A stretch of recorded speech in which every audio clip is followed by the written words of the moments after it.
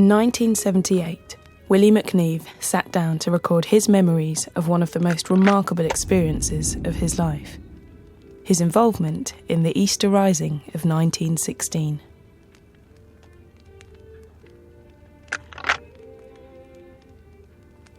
Ladies and gentlemen, I've taken the precaution of committing what I had to say to tape, so that if I wasn't able to say it to you in person, I could hand it to you in this instrument, in which you now hear my voice. Thank God for technology. 1916. All Ireland is ruled from London.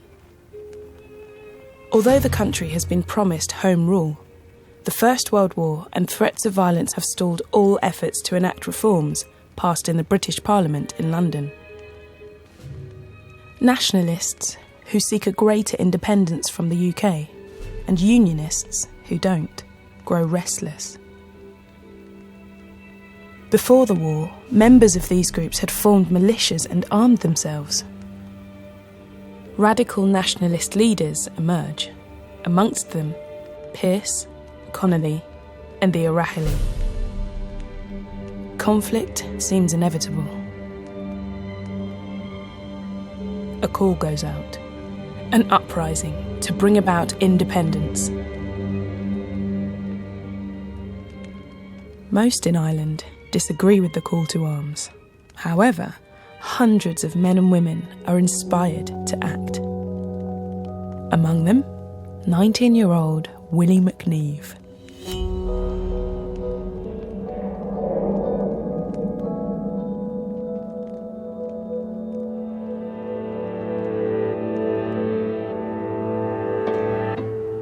Much has been spoken and written over the years about the rising of 1916.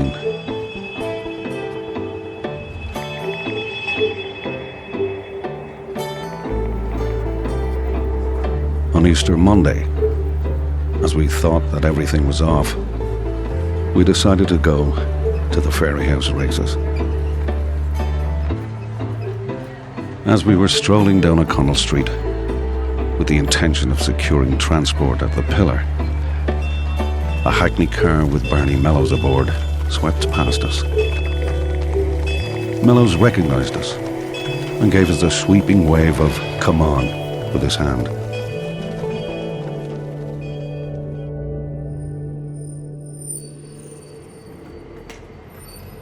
We therefore concluded that the show was going on, went back to our digs, got our arms, and hurried to Liberty Hall.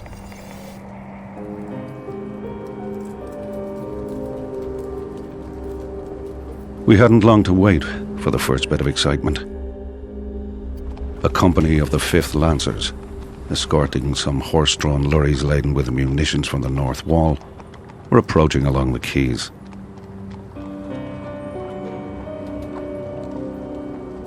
The Lancers were merely acting as an escort and had no warlike intentions. But how were we to know this? So, having made up our minds that this was it, we turned our faces to the wall, made an act of contrition,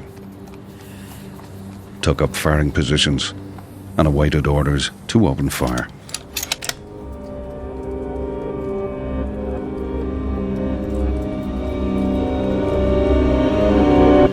The order never came, and I might say, much to our relief.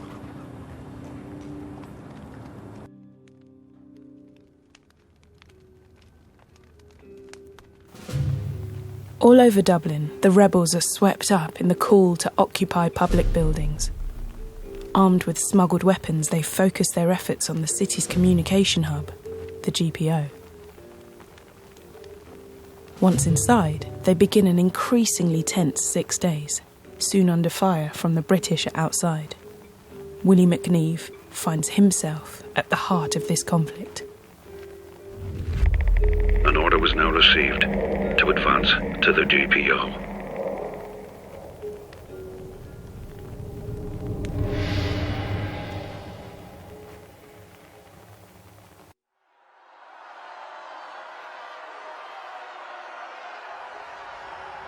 I may say that it was in the course of this operation that I got one of the greatest thrills of my life.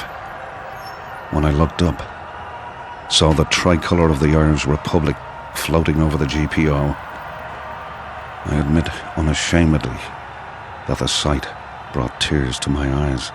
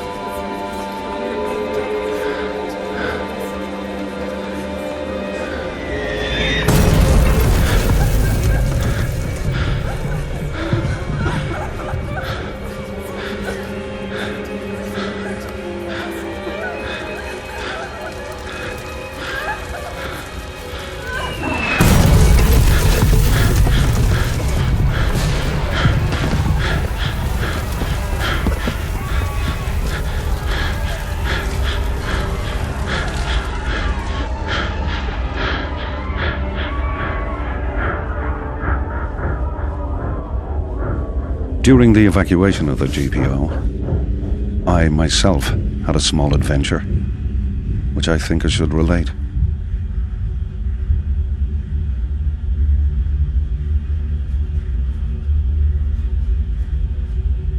When Pearce gave the order to retreat from the GPO, it was found that the only door giving access to Henry Street had been a long time in disuse, and therefore not openable.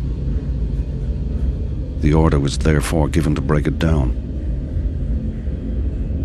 I was standing fairly close to the door when someone put their hand on my shoulder saying, "You and you, break down the door."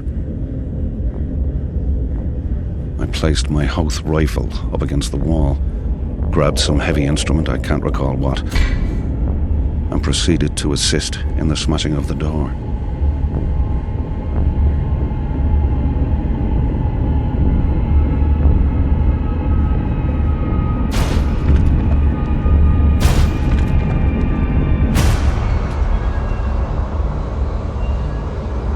I reached for my rifle, only to find that it had disappeared, and in its stead, a new German Mauser.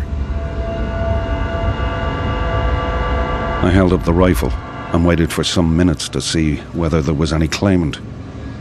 There was none. I therefore moved out into Henry Street and across into the laneway opposite.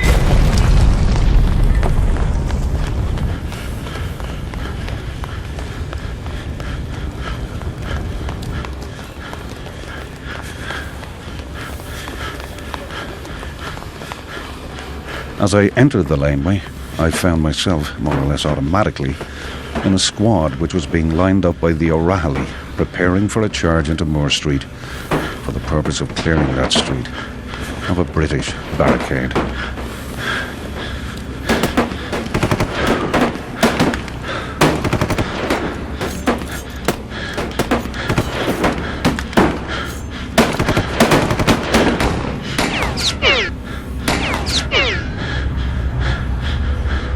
Reality dawned on me. I had a rifle without either ammunition or a bayonet, and a bayonet or the ammunition without the related rifle.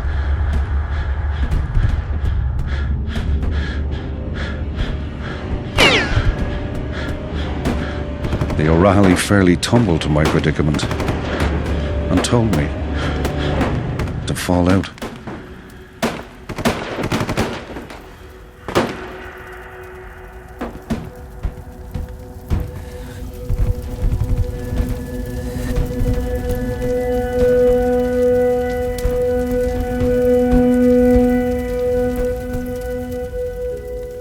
Who swiped my Hoth rifle and left me a German Mauser?